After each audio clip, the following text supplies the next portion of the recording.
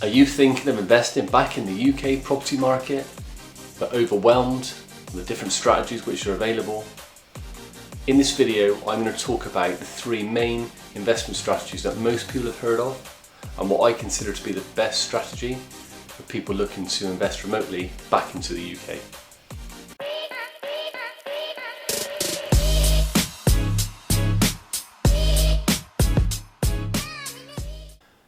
So for many of us who are looking to invest back into the UK property market, we will be thinking and have heard of three main strategies. That's HMO, which is houses of multiple occupancy, serviced accommodation, but more widely known as Airbnb, and buy-to-let properties.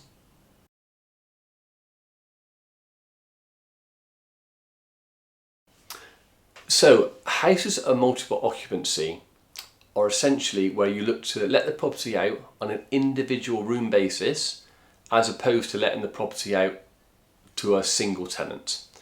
So whilst this can be quite a good cash flowing strategy to deploy, there are certain things you need to consider when looking to adopt this strategy. In that, in return for you getting a rent from the tenant for an individual room, you are as a landlord responsible for paying all the bills associated with that property. So that is your council tax, utility bills, insurances, etc. So that needs to be factored into your numbers when looking to thinking about doing HMOs. Another thing to consider is that with HMOs, you have the occupancy rate runs at around about 80%. So if you have, let's say, a 5-bedroom HMO property, then typically a lot of your actual profit is in sort of like the fourth, maybe the fifth room. So if you've only got an 80% occupancy rate, that's going to have a massive impact on your cash flow. And something to consider as well, particularly when you're looking to invest remotely, is this is a far more management intensive strategy to adopt, in that you have, up to 5-6 different people from different backgrounds, beliefs, etc., all living together. So the chance of those people getting on all the time is very unlikely, and that's why it's really important to ensure you've got a really good management agent who can manage that for you.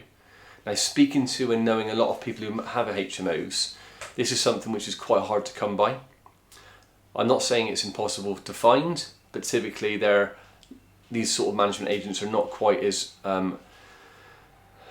let's say easy to find as just your standard sort of buy-to-let sort of agent who's going to manage a property who would have essentially very little to do with this process. So it's just important to consider that you can obviously make sure you can actually tick all these boxes, because typically what would happen in these instances, the lead tenant, for example, is typically given access to the landlord's number in these strategies, and when things don't get necessarily dealt with correctly by a management agent, and there's issues which are ongoing with these particular tenants all living together, then as a landlord you typically get pulled into that, and it's just something which, if you're looking to invest remotely, do you want that added hassle that's going to essentially come your way?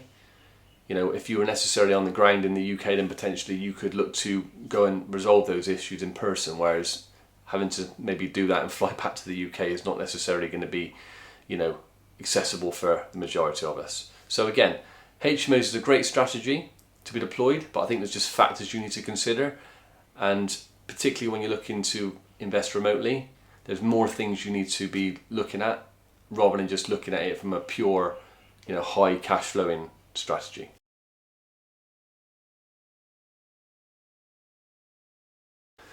So serviced accommodation, which as I said is more widely known as Airbnb, essentially is where you take a property and essentially treat it very much like a hotel, in that you let the property out on a night by night basis, and that can be just for like a one night, it can be a weekend, or you may be looking to work with potentially contractors who are looking to take the property for, let's say, a 3-month period.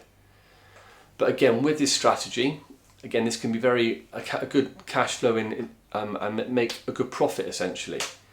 But obviously, again, it's a very high management intensive process, in that you need a really good serviced accommodation management agent essentially and team to manage that for you. Because when you're looking to have, nightly stays, there needs to be obviously a process in terms of cleaning that property. So, how are you going to deal with things if a cleaner doesn't turn up? Because ultimately, one bad experience from somebody who's looking to stay in your property, particularly when we're obviously getting reviews through TripAdvisor, etc., during this process, which is generally the business sort of model which you generally adopt through this process. Like I say, 1 or 2 bad reviews can have a real big impact in terms of your ability to let that property out and move forward, make it a profitable investment for you ultimately.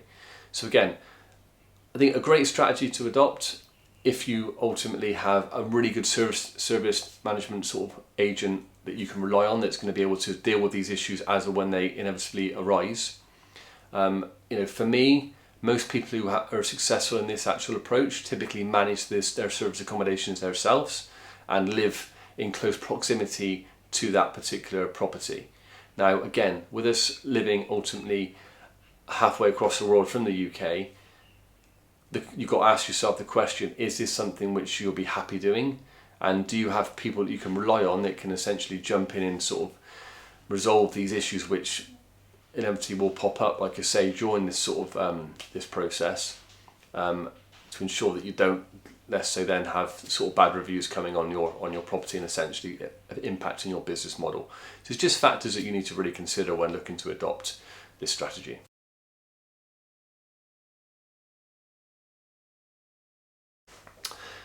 So finally, we have buy-to-let properties, which are essentially a property you let out to an individual family or, let's say, young working professionals. Now, this is my preferred strategy because for me, it's the most passive investment that you can have when looking to invest remotely, and ultimately that is my target. I don't want to be heavily involved in the management of an investment that I have back in the UK in a different country. And again, for me, the management fees associated with this are generally less than what you would pay for HMO or serviced accommodation management fees. And ultimately, as long as you've got a property which is in the right area, you're going to be able to attract really good tenants who ultimately are going to treat that as their home, which is going to minimise the maintenance you have to obviously do on that property essentially. And whilst it's not the highest cash flowing strategy, for me, I find that you have the least amount of voids during that period. And, unlike HMOs and SAs, service accommodations, whereby the market value of that property is very much dictated to by the revenue that property generates, buy-to-let properties are, as long as you get it in the right area, which has got, great regeneration going on, transport links, good schools, plenty of jobs in the area, it's an area which people and families want to live in. So ultimately it comes back to the basis of supply and demand, which essentially will push house prices up over time. And essentially that's where 70 to 80% of wealth is generated, is the capital appreciation of an asset, not necessarily the cash flow. So for me, particularly when looking to invest remotely, I want to ensure that I'm having to put least amount of involvement as I need to into essentially an investment back into the UK property market, and essentially just let that do its own thing in the background. And I can then focus on, my business, working in my corporate role in terms of then generating more funds and capital essentially to then look to invest more back into the UK. And it's a model that you can look to essentially, repeat time and time again. You don't have to start spending lots of money in terms of setting that property up, because again, you're not having to put any furniture into that. You let it as essentially a blank canvas, and your tenants will bring their own furniture in. So again, it's just less stuff which you have to be worried about. So for me, that's why I consider buy-to-let properties to be the best strategy, particularly when looking to invest remotely. So thanks so much for watching, guys. I really hope that this short video has been insightful to give you a bit of an overview in terms of the sort of 3 main strategies that most people talk about, and what I consider to be the best investment strategy, particularly for people who are looking to invest remotely back into the UK. Now, if you'd like to find out a few more tips about investing remotely back into the UK, about how you can essentially generate wealth through this asset class, then be sure to like and subscribe to this channel and follow me for more information, which hopefully will help you make a more informed decision.